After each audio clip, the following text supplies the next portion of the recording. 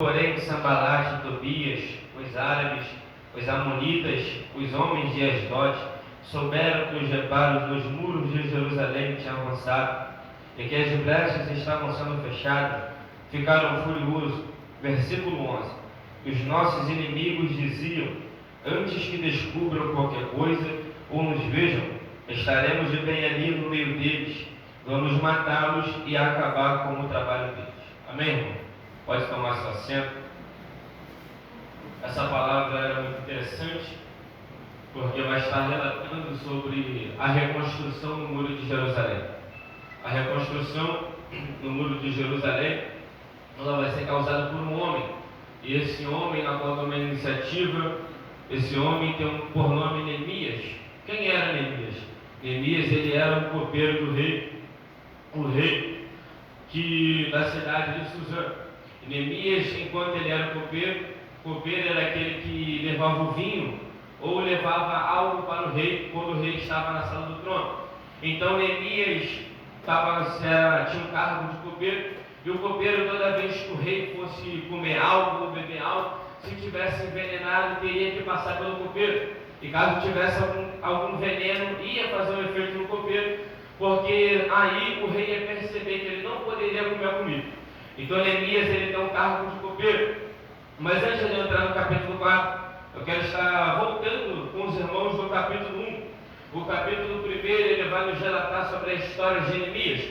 O capítulo 1, ele vai dizer que no mês de Quisleu, no 20º ano, enquanto Neemias estava na cidade de Suzã, a Bíblia nos diz que o irmão de Neemias vai chegar com mais alguns homens, dizendo o estado e a situação que se encontrava em Jerusalém.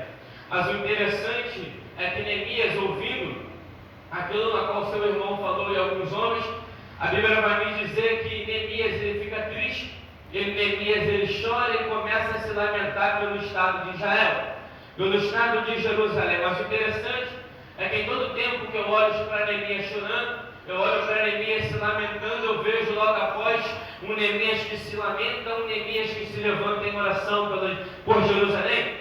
O interessante é que nós vamos parar para perceber e nós vamos entender que no meio da frustração, no meio do momento difícil, no meio da situação difícil, no meio da notícia de choro, nós vamos perceber que após Neemias começar a chorar, Neemias, ele vai clamar ao Senhor por Jerusalém, e nós vamos parar para perceber e vamos entender que em todo momento em que a tristeza bate, em todo momento em qual nós estamos frustrados, em todo momento na qual estamos recebendo uma notícia de tristeza, nós não devemos ficar parados no canto, mas em algum momento nós podemos até nos lamentar e perguntar: Senhor, por que aconteceu aquilo? Porque o Senhor permitiu que aquilo foi acontecer. Mas em nenhum momento nós podemos dar lugar à tristeza e deixar com que a tristeza venha nos deixar parados no canto. A todo momento que eu olho para um Neemias triste, eu vejo um Neemias que se levanta em oração. E aqui eu já tenho algo para liberar para nossas vidas, que no nosso momento de tristeza, no nosso momento de angústia, nós não venhamos deixar a tristeza nos dominar, mas que quando nós vamos perceber que a notícia de tristeza bate, aquele parente que nós olhamos e vemos que não tem mais jeito, que nos entristece, é nesse momento que Deus vai falar: Neemias, começa a orar por quem você vê que não tem mais jeito. É nesse momento em que o Senhor vai olhar para Neemias e vai dizer: Neemias, ora, porque enquanto você ora, eu estou indo lá em Jerusalém.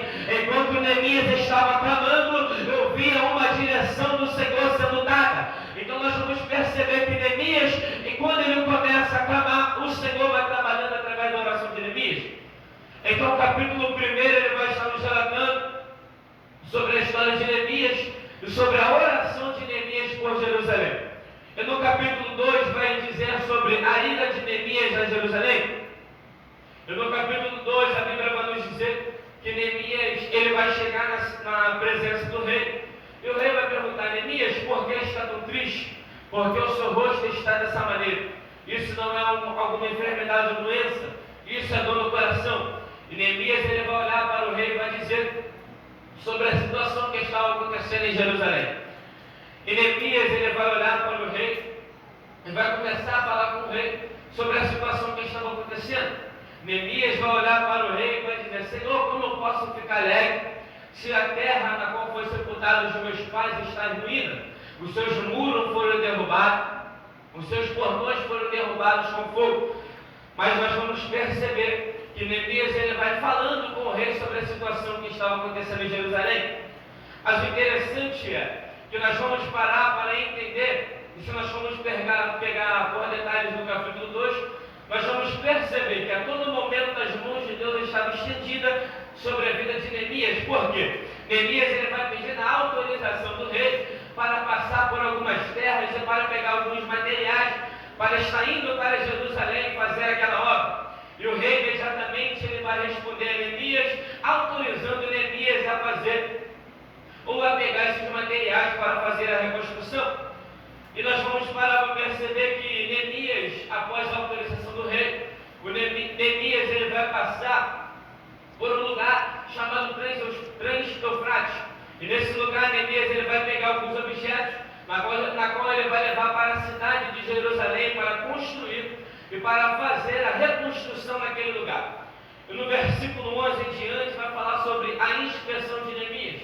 A inspeção de Neemias não é nada mais, nada menos do que a observação de Neemias em Jerusalém. E nessa parte nós vamos parar para perceber que Neemias ele vai olhar cada detalhe de Jerusalém. Neemias ele vai passar pela porta do vale, Neemias ele vai olhar para o muro, Neemias ele vai olhar para os portões e vai perceber. Neemias vai começar a analisar e vai começar a pensar de qual maneira ele poderia fazer aquela obra.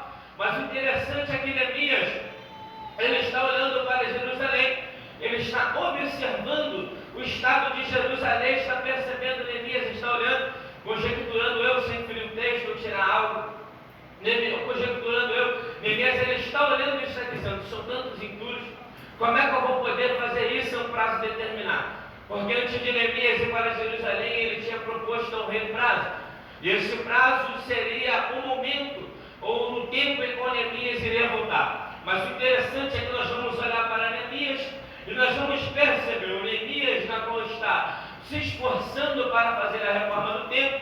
E no versículo 19 vai dizer: quando porém Sambalate, o Horonita, Tobias, o oficial amonita, e Gesem, o árabe, souberam disso, zombaram de nós, desprezaram-nos e perguntaram: o que vocês estão fazendo aí?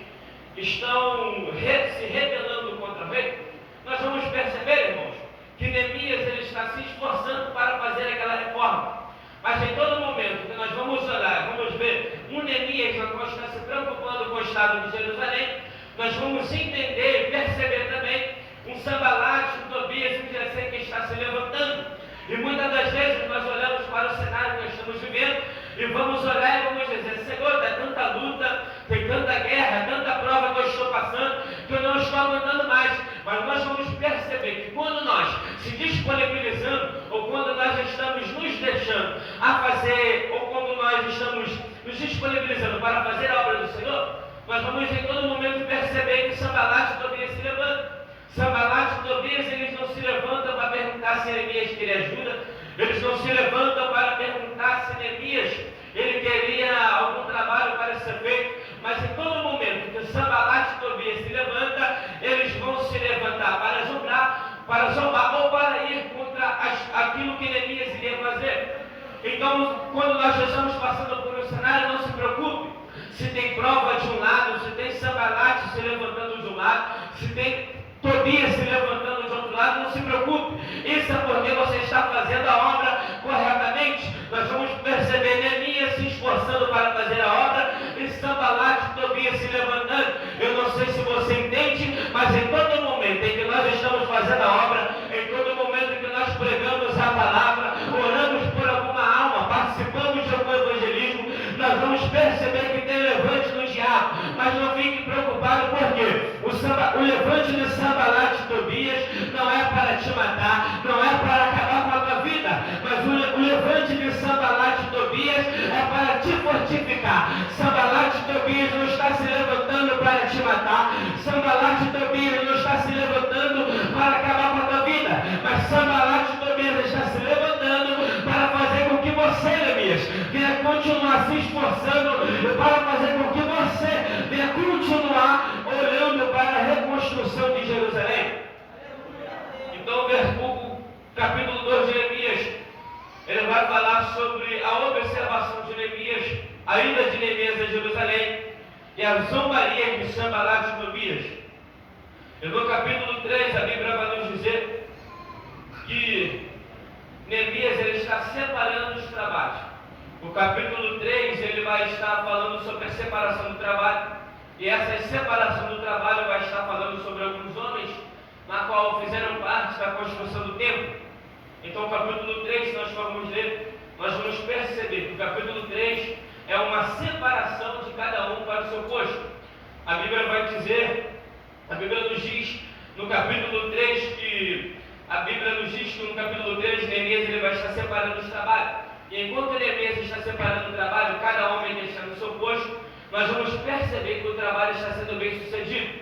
Então nós vamos entender que no capítulo 3, os trabalhos na qual foram separados para alguns homens, os trabalhos na qual foram depositados sobre alguns homens, está sendo bem sucedido.